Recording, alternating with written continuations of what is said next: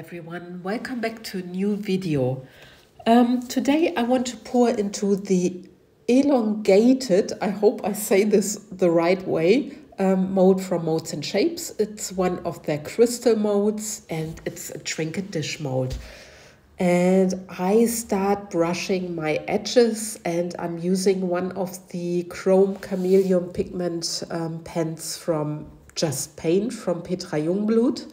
There you can see it. You will see the number also in a second. And as you can see, you are not brushing completely your crystals. It's just maybe on the surface, but it gives a very beautiful effect, which you will see later. So here's my mold and I want to pour first into the rim. I have some shimmer from Laura's Art Corner. It's a snowdrop. And I add some into clear resin. For my edge, I'm using medium viscosity resin. And yeah, I thought better to use the medium viscosity resin than the thick resin because otherwise you get holes in your crystals.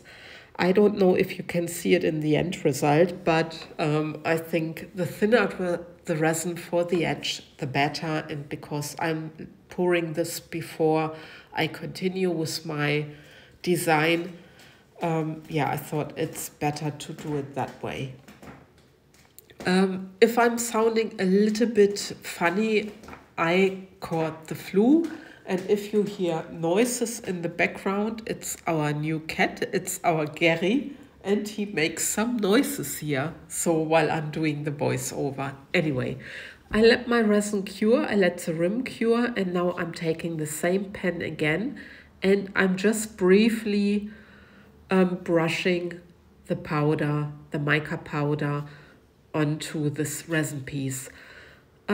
This pen has like in a eyeshadow compressed mica powder, and it's working with a spring, and you have this makeup brush and it avoids that you have all the pigments flying around, and it's very good. It's a very great idea. I have this pens already for so long, I think maybe 3 years or something, but I didn't use them for quite a while. And then I saw Petra using her pens again and I remembered, oh, I have them too.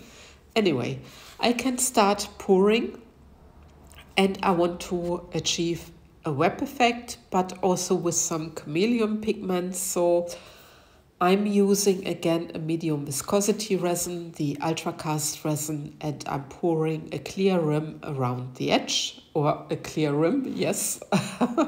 Oh yeah, a clear rim around the edge. I think I said it now double, so please excuse me. Today my brain is really not the best.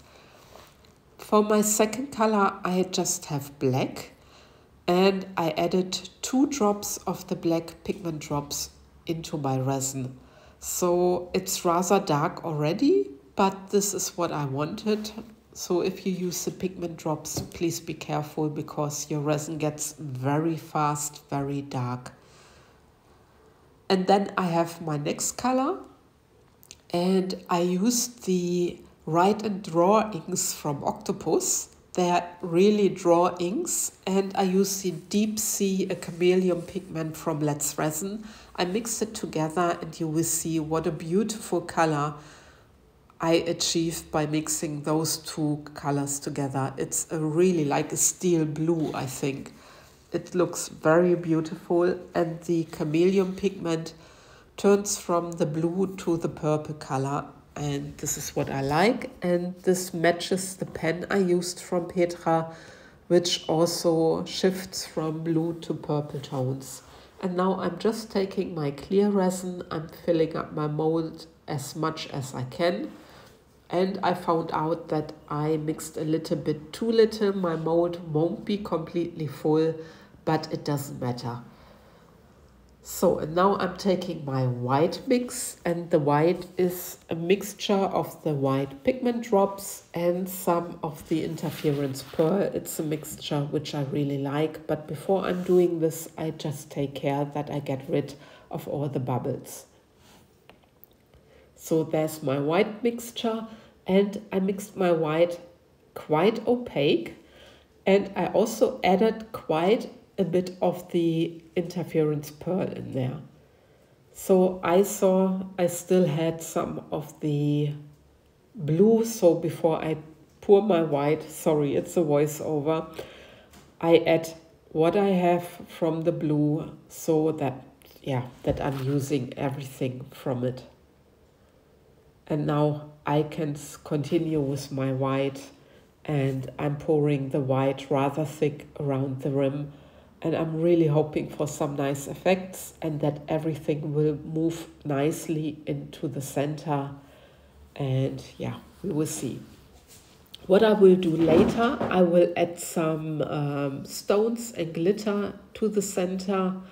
And this is all what I have to hand. I'm using some bluish purplish glass stones. I'm using some white stones and some silver stones and also some black stones. So there's nothing really spectacular, but just something which I thought was matching with my colors that I used. I still also added some black, which I had in my jar because I wanted to get my mold as full as possible. And now I'm just carefully using the heat gun just to pop some bubbles and to activate a little bit the resin, because it has a long way to travel.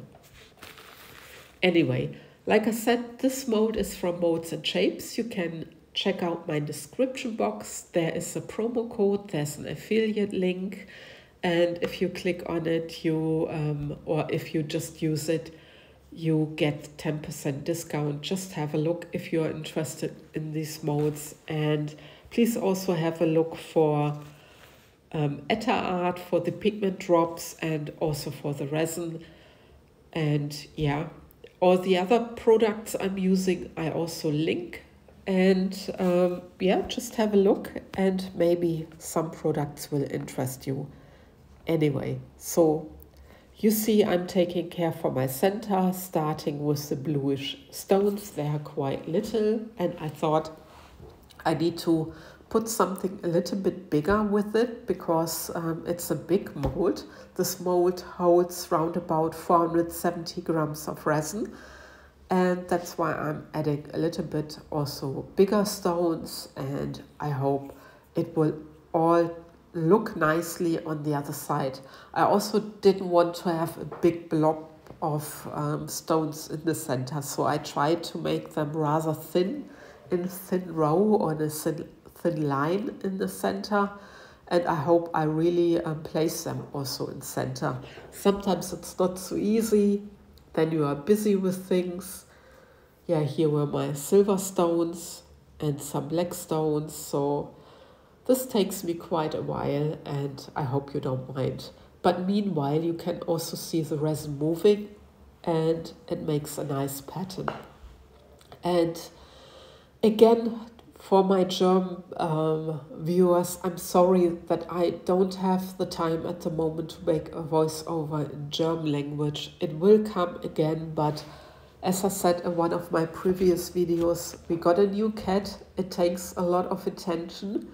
It's not even here for 2 weeks now, so we really have to take care for it. And plus, I suffer from the flu now, so ja, ich bin erkältet. Yeah, and it's not so easy, and that's why I'm doing one video at the moment, and I hope you don't mind. Maybe you hear me talking through my nose, which I really don't like. Anyway, I'm placing here my stones, and yeah, just taking care that I have them placed the way I want them to be, and then I will put you on a time lapse in a second. Oh, and this is now the time lapse, and you can see how nicely the resin is moving.